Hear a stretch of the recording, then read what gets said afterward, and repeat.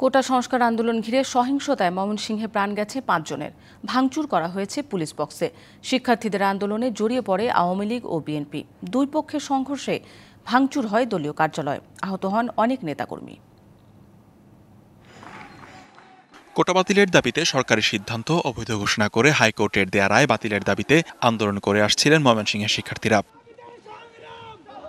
আন্দোলন তীব্র হয় ৩রা জুলাই থেকে। কোটা সংস্কার সহ কয়েক দফা দাবিতে ঢাকা ময়মনসিংহ রেলপথ অবরোধ করে বাংলাদেশ কৃষি বিশ্ববিদ্যালয়ের শিক্ষার্থীরা।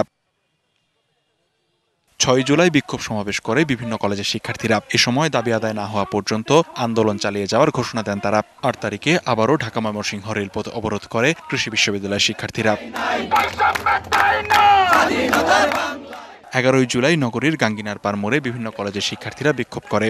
বৃষ্টির মধ্যেই আন্দোলনে নামে বিশ্ববিদ্যালয়ের শিক্ষার্থীরা। ১৪ তারিখে গণপদযাত্রা করে বৈষম্য বিরোধী ছাত্র আন্দোলন। দেয়া হয় রাষ্ট্রপতি বরাবর স্মারকলিপি। ১৬ জুলাই বিভিন্ন কলেজের শিক্ষার্থীরা নগরীর টাউন হল মোড়ে জড়ো হয়ে বিক্ষোভ করে, আর বিশ্ববিদ্যালয়ের শিক্ষার্থীরা আটকে দেয় রেলপথ। ১৭ তারিখে বিশ্ববিদ্যালয় প্রশাসন হল ত্যাগের নির্দেশ দিলে উপাচার্যের বাসভবনের সামনে জড়ো হয় শিক্ষার্থীরা।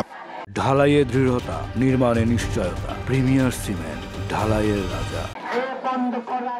১৮ জুলাই আন্দোলন সহিংসতায় রূপ নেয়। কমপ্লিট শাটডাউন কর্মসূচিতে শিক্ষার্থীরা রাস্তায় নেমে বিক্ষোভ করে, ভাঙচুর করে ২টি পুলিশ বক্স। বিকেলে দলীয় কর্মসূচিতে মাঠে নামে বিএনপি। জেলা ও মহানগর আওয়ামী লীগের কার্যালয়ে চালানো হয় ভাঙচুর। সন্ধ্যায় আওয়ামী লীগ নেতাকর্মীরা বিএনপির কার্যালয়ে ভাঙচুর করে আগুন দেয়।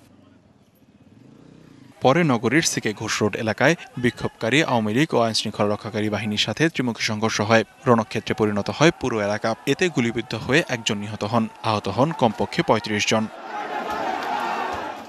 ২০ জুলাই কারফিউর মধ্যে আন্দোলনে আমুয়াকান্দার ব্রিজ মোড়ে বিক্ষোভকারী আইনশৃঙ্খলা বাহিনী ও আওয়ামী লীগের ত্রিমুখী সংঘর্ষে আরও একজন নিহত হয়। অন্যদিকে গৌরীপুরেও ত্রিমুখী সংঘর্ষ হলে গুলিবিদ্ধ হয়ে ৩ জনের মৃত্যু হয়। এরপরই পুরো জেলায় আইনশৃঙ্খলা বাহিনীর টহল ও তল্লাশি জোরদার হলে শান্ত হয় পরিস্থিতি। DBC news desk.